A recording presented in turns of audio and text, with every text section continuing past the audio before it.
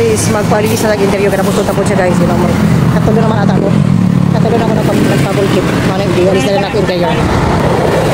Balot na daw na kuya. Para ligo na. Doon ka man nun akong gipalit ya. Para puhon ng isa. Alis na lang ito na ko. Sa bagay, porque sayang po.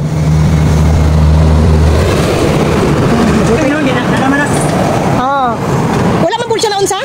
Kanara gyud. Duty ta sa pikas mga guys. Na FTA inspection. Nag-change na rin ko. Nagpalit ko sa marketplace o interior nga bago. Pa-deliver na ko kahapon sa pharmacy. Naya? Balik sa tiyak. Nipis na po kayo siya, no?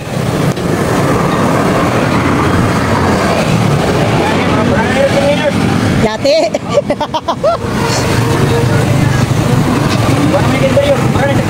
Ay, sapaw siya ya?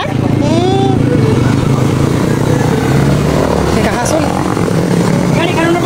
Hindi, ito ni Adlaw pa na siya ya. Wala lang na ko na asikaso, kaya busy. Nga kay sayang man pamasahe ya. Makalangan po siya, kaya mag-shortcut naman unta na dito sa may Talisay ba na? Talisay. Sa may Talisay, dito sa Monteverde. Iwas traffic ba? Gorni. Ang kalaban lang madyod ani ulan. Pero palit naman ako green coat. Siyaruhay pa dyan mabuslot ang anubol naman Ang sa front, dili pa na lang daw palis na ni Kuya. Doon na naman ko pag dito isa. Hindi na palis na ni Kuya kaya sayang daw, napaman o di pa man siya. Reserve na lang daw to. Kanya sa likod lang dito. Baga na daw kayo ni. Nag-isapaw man ni Kuya ang old.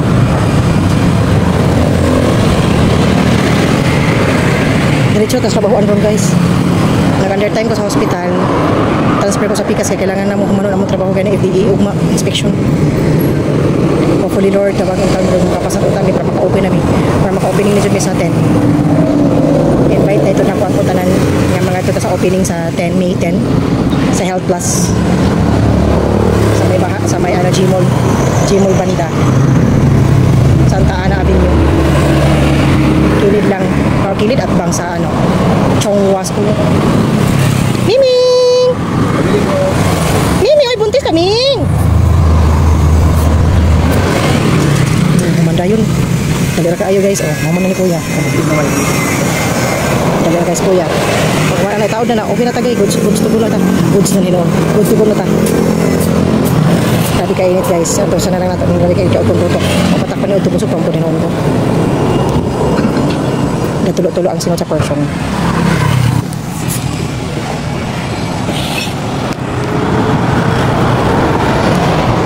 Oras ewan din ako yung anak akong rin.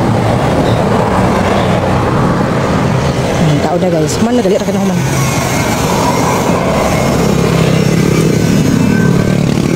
Pas-pas kasi po yung trabaho.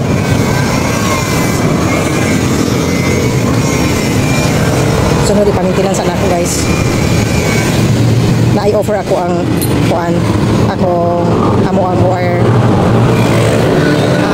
OIC sa una na siya i-offer sa ako baligyan daw niya iyahang 20k nga bike pero 10k na lang daw ihatag tapos 1 year to pay pa jud nagduduha pa ko guys kaya kapag ba yun no tapos na pa ko kanang sanin royal ba tawag na or death policy insurance ang gibayaran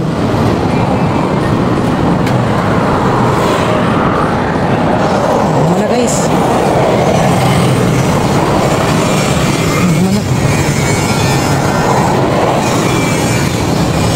Good na ya? Ha? Ako ko mo tinong pa rin.